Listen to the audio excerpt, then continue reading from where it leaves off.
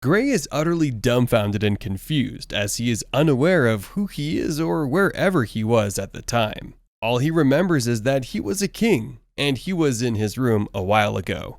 Is he dead? How did he die? Was he poisoned? All of these questions remain rhetorical, as many people want him dead anyway, apparently because of his fame and title as a king. Everything that is happening is enough to mess with an individual, as Gray is totally confused as to why he is in a tunnel. He is supposed to be in his palace, ordering his chiefs and also seeing that everything in his domain is running smoothly. What exactly has changed with him? Is that what death looks like, or is it even a dream? Gray could not answer any of these questions. To his surprise, it seemed he had just been given birth to. The tunnel was probably his mother's womb. He can hear the congratulatory message of his mother gets and also the soothing comment of his father. He feels very light and different from his normal self. A whole king in a baby's form. How is he to make do with that? It seemed like he has been transported to the past in a much more archaic period. He's not even certain if it was a rebirth or something. He's confused as to how different his new world is. He's unable to imagine the change in his physique as he now totally looks like the baby that he's supposed to be. His father Reynolds can only adore his little boy and his sex as a boy, while his mother Alice is grateful to him. They both take up the responsibility of raising their little boy, who considers himself an adult. In his thoughts, he finds the carriage of a baby ridiculous. He was a king for crying out loud, and he would not have himself treated less of how a king should be treated. His parents, on the other hand, only see him as an adorable baby whom they want to shower all their love and attention on. Gray, to himself, does not need any of this. He is bent on growing quickly or even going back to his former world. Gray feels he can protect himself, even as he has just arrived in the world, and all the baby treatments are unnecessary. The fact that he is always tossed around like a ball is infuriating to him, because how dare his parents toss a king? Gray searches for answers to all his questions, but finds none, and so he decides to settle for whatever it is and get adapted to how things are done in this new world. Living in a small house instead of his comfort zone, the palace is not a problem for him, as discovering new things is already enough. He began to adapt to new things that were happening around him, and he also took time to observe with scrutiny the difference between this world and his previous world. Gray still cannot believe that he was a king in his past life, and to think that he also led armies, and he's now made to live like a toddler? His chiefs, the beautiful ladies, the palace attention, and his robe. None of these matters in the present world. His parents gave him a name, which is Arthur. They always shorten it whenever he is to be addressed. They address him mostly as Art.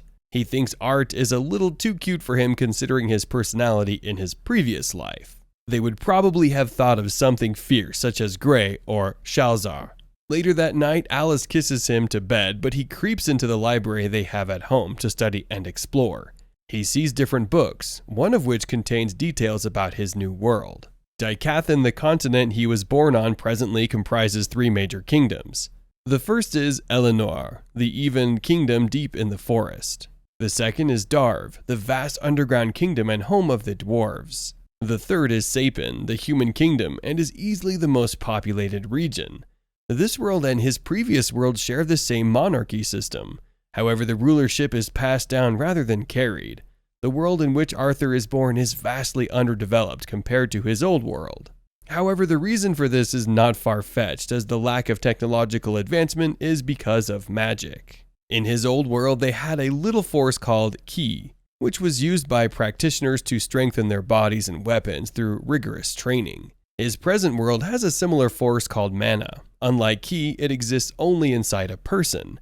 Arthur is still in the middle of his studies when Alice interrupts him. In fact, he had started working out his mana magic before Alice comes in and takes him out to change his diaper. Arthur is exasperated. All he wants to do is stay at his studies all day and learn more, but his mother keeps ruining things for him. If only she knew who he was and what he was in his other world. It's been over 2 years, and Alice's conclusion of Arthur is that he is the best baby one could have. Arthur, on his part, is growing and is trying his best to fit in as the baby his mother wants and the brave man his father desires. However, none of them have been able to account for his studious personality. She thinks she will be strict with him so he will not get into trouble in the future. However, she's not going to be too hard on him since he is her son anyway. His father had tried to teach him how to fight when he had not even started crawling, so she could definitely not rely on him. She is convinced that he might grow up to become an adventurer like his father. Alice, however, will not have him stress over it. She's keen on giving him motherly care and maximum love. Ray, on the other hand, loves to take him out and teach him new things a man ought to know. Arthur is always fascinated, as it's always depicted in his face that his study time and his playtime with Ray are the best for him so far. While Alice is in her thoughts, Arthur watches his father from the window out of boredom, since he had not been to the study for the past 2 years. His father has been his major focus of delight through all the times that he had been away from the study. His mother had always prevented him. His father, Ray, is trying to conjure magic with his chants. He eventually does this, breaking large pieces of stones, hence fascinating Arthur, who wants to keep watching so he can also try it out. His mother had interrupted his trial to summon his mana in the past few years, and since then, he had not had the chance to try it again, as he was not even allowed into the study. Alice believes he's still young and should not expose himself to adult activities. He is only 4, and so he should be patient and obedient to his parents. That is his major obligation as far as Alice is concerned. Arthur, on the other hand, thinks differently.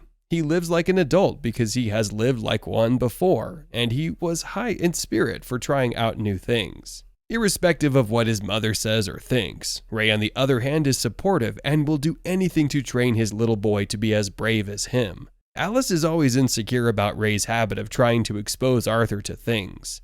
She sees it as dangerous and always complains that he is only 4. Unknown to Alice, Arthur is gathering knowledge from study and the little training he gets from his father to create his own magic, and it's only a matter of time before it is evinced. Arthur already understands the basic things about the world that he resides in, and the time he uses in the study is enough to deduce all the techniques required to propel mana. After watching his father for a while and seeing him perform magic, he deduces from his studies that he is an augmenter. He thinks about himself and the magic he is cooking. What will be the result? Will it work out? What will he look like when his mana core awakens? All these rhetorical questions can only be answered by how he depicts his study in his magic. Later that day, he tries to steal his way into the study room, but his mother, as usual, would not let him. She required him to take a nap, as it was nap time already, and he was not supposed to be in the study. He quickly makes a switch, which makes him appear very cute, with his eyeball glaring blissfully and almost tearing up. He begs to be allowed into the study for just a little while. His mother, who cannot help his cute approach, eventually succumbs reluctantly and angrily too, with mixed emotions. She allows him into the study, but gives him the condition that it must be a very brief visit. Arthur nods in satisfaction and dashes into the study. Art had spent the last 2 years moving the tens of thousands of tiny fragments of mana inside his body and gathering them together near his solar plexus. He tries it again in the study room. His mother, on the other hand, has gone out to check on his father, who's still meddling with his magic outside the apartment. Suddenly, an explosion happens in the apartment, tearing down a whole segment of the house. This calls the attention of both Ray and his wife. Ray is dumbfounded, while all Alice can think of is Arthur. Ray charges quickly for the house to get Arthur out, only to find out something entirely different from his expectations. After the explosion, Arthur's parents are outside, after which his mother realizes that he is not with them. He's apparently inside the house where the explosion happened. His father rushes into the apartment to get him, but is rather surprised at what he sees. Arthur is meditating in the air without a single injury. His father expresses maximum joy, which draws the attention of his mother. Arthur in his meditation sees trees and serenity until he's jolted into reality and the destruction of the apartment. He never knew his meditation had destroyed the house until he opened his eyes to see the havoc his magic had caused. However, he's only delighted at the turnout of things.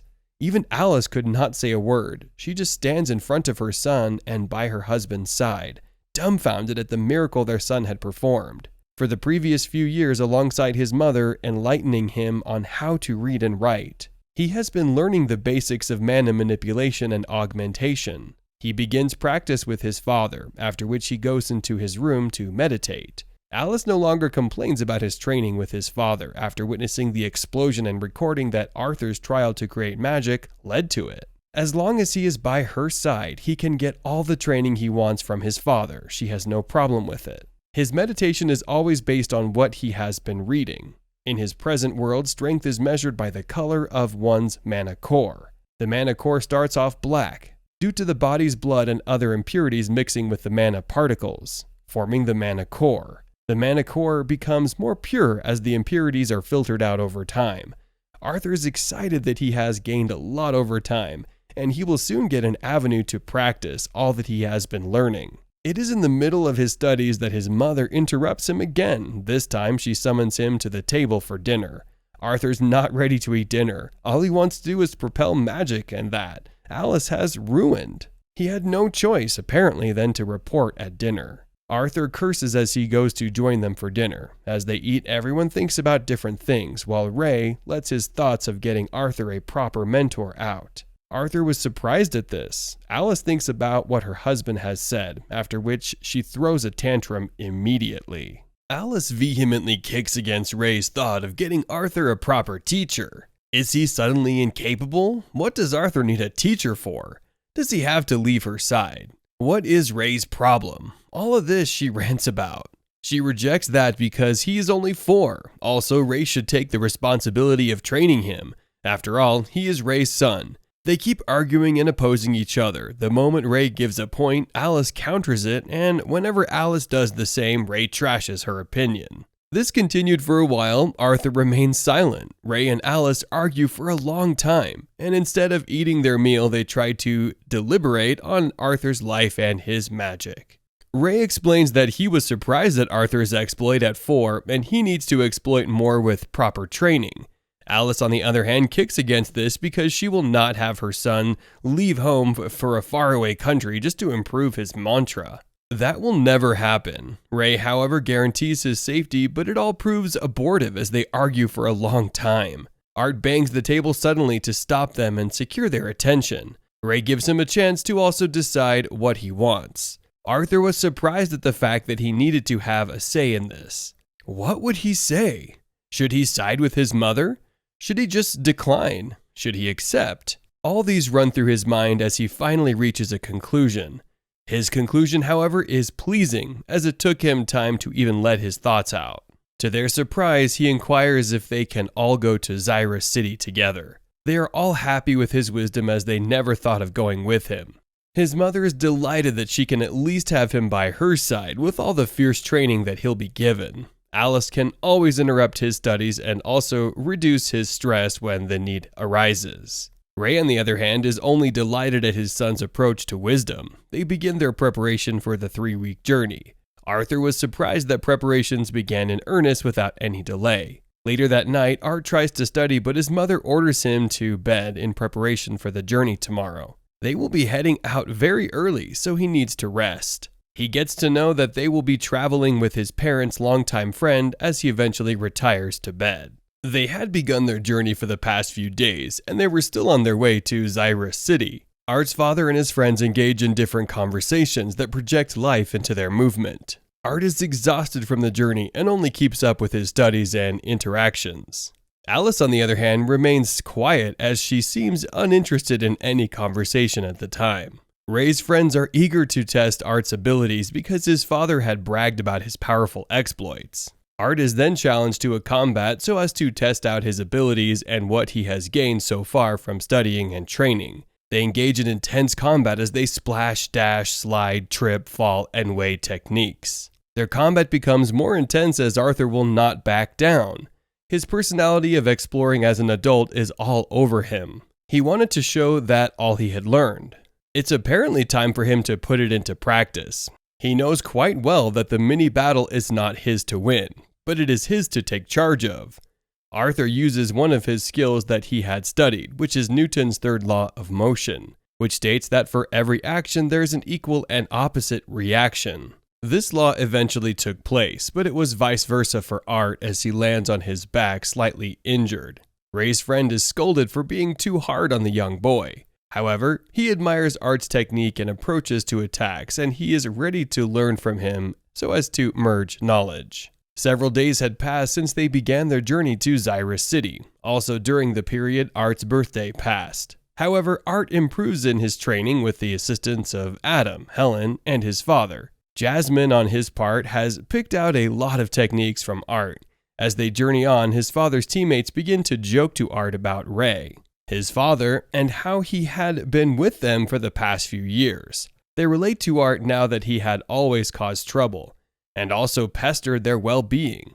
They laugh and make jokes about it until they realize that Art's attention has shifted. However, Art is unable to pay attention to their stories as he notices his mother clutching her fist. He inquires to her well-being, in which she affirms, and so he continues with his business. Suddenly an attack is orchestrated on them, and it is at this time that they deduce that they have been surrounded. They are not only surrounded by unknown beings, it's also almost certain that they might all be eliminated if something is not done.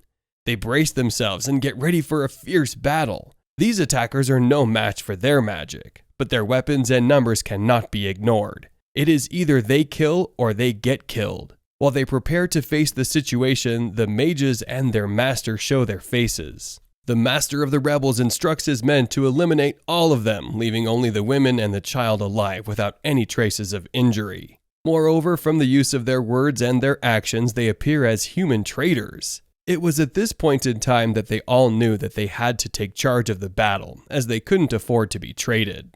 While the threat and attack becomes fierce, Alice tries very hard to protect her son. The combat increases with more coercion. They slash through things and destroy materials during the combat. However, Arthur's family seem to have the upper hand. Unfortunately, one of them gets whipped as Arthur's attention shifts to where the incident happened. He notices that she is at a disadvantage in her opponent's range. He is unsure as to helping her because she's a fighter and she apparently has more experience. He also knows that the mage has more advantage than him, and he probably would not want to fight a mage with his size and body texture as a child. Unfortunately, his father sustains an injury that could end him any minute from that time. He bleeds profusely from his mouth, which scares Arthur.